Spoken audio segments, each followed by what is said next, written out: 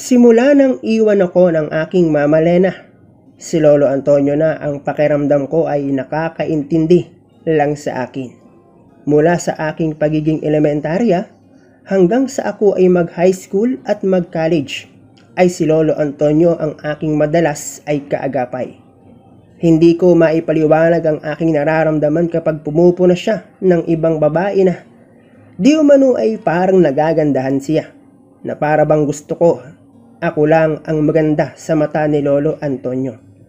At ang pakiramdam o damdamin na iyon ay nagdala sa aking Lolo Antonio upang ang matigas niyang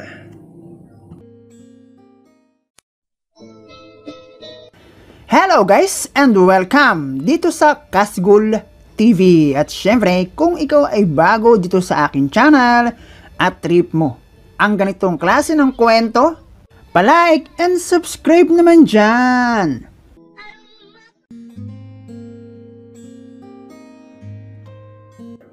Itago mo na lang ako sa pangalang Leslie Ann ng Cubao. Nakagisnan ko ng si Mama Lena lamang ang meron ako. At kapag nagtatanong ako sa kung sino at nasaan ang aking papa, ay palaging nasa trabaho ang sagot sa akin ni Mama Lena. Kapisan kami ni Lolo Antonio at Lola Doray sa bahay, at sina Lolo ang aking kadalasan ay kasama sa bahay kapag umaalis si Mama Lena.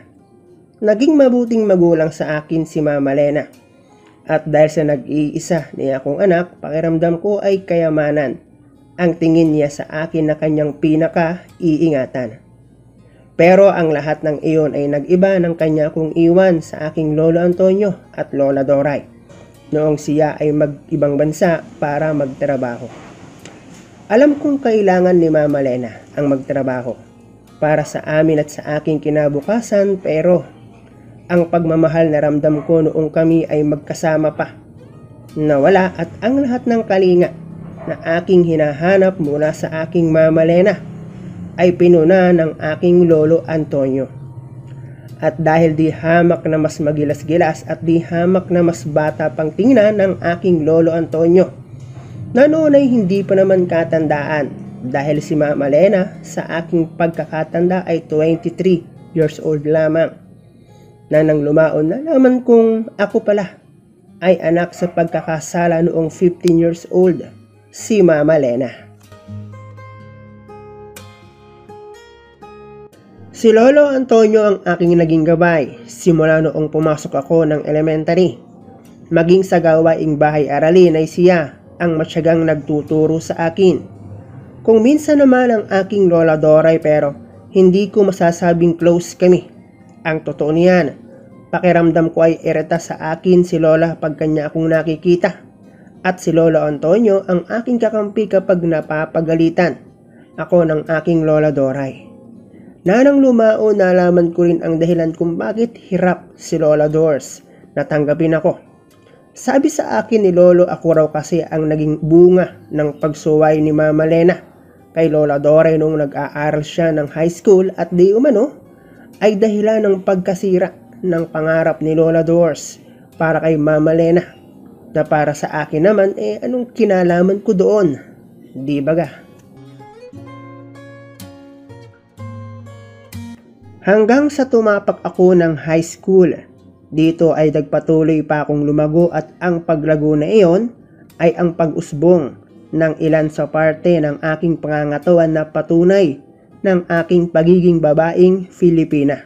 Kasabay noon, nang dahil na rin sa ating modernong teknolohiya, ay natuklasan ko ang isang pambansang laro, pero sekretong laro, kung saan ay panandalian kang makararating sa alapaap gamit lamang ang kamay.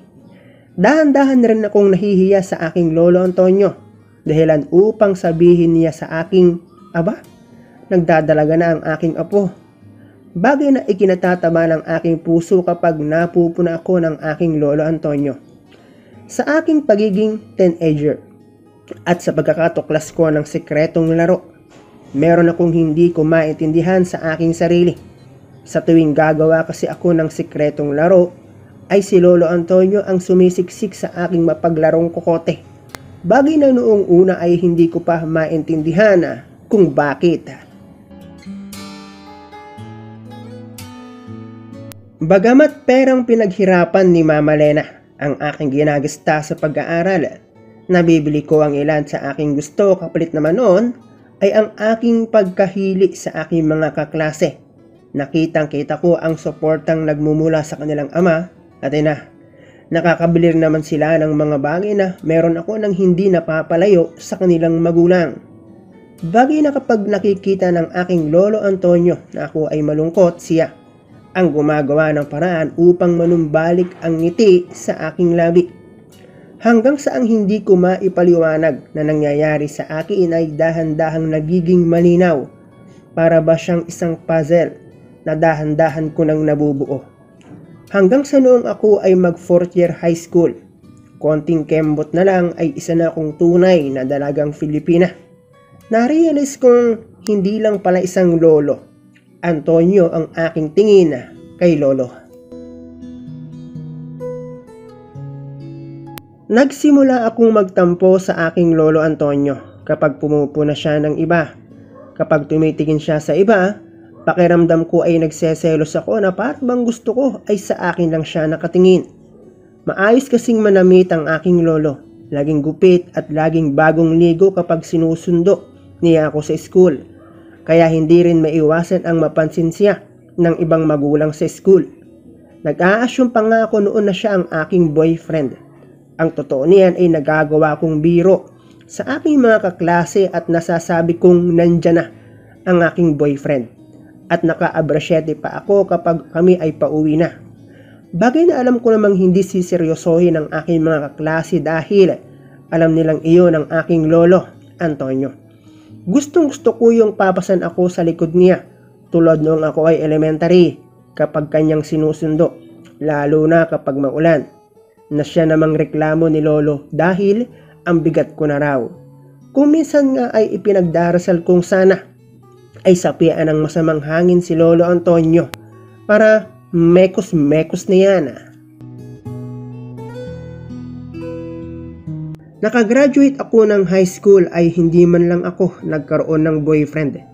Marami rin ang gustong manligaw sa akin dahil taglay ko rin naman ang itsurang hangad ng karamihan, maputi at magandang kutis.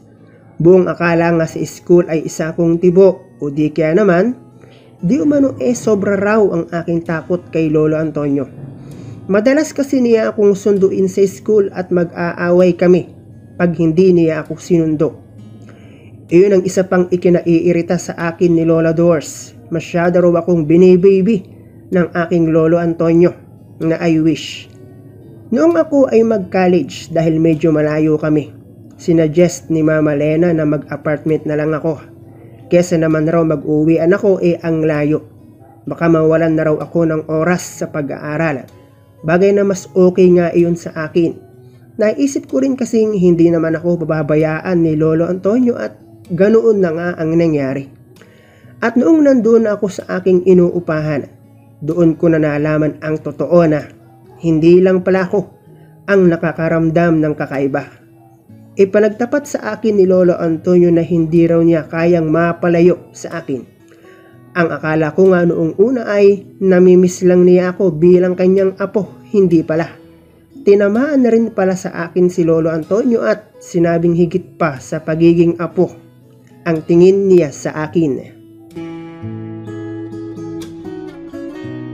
Noon ding araw na iyon ay merong nangyari sa amin doon mismo sa aking apartment. Si Lolo Antonio ang unang tulisan na nakaabot sa aking kuta. Walang pag-aalinlangan kong isinorender ang bataan at matagumpay niyang naiwagayway ang batuta ng tagumpay. Naging madalas ang pagbisita sa akin ni Lolo Antonio. Maliban na lang kung uuwi si Mama Lena o ako ang uuwi sa bahay. At kung makailang ulit din niyang naibaba ang bandera ng bataan.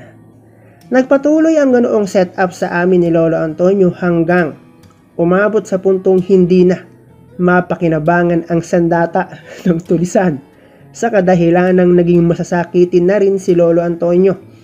Dala ng bisyo at katandaan na rin marahil. Nagkaroon na rin ako ng boyfriend at naipakilala ko pa sa aking Lolo Antonio. Mula noon ay hindi na rin ako nagbigay daan sa aking lolo.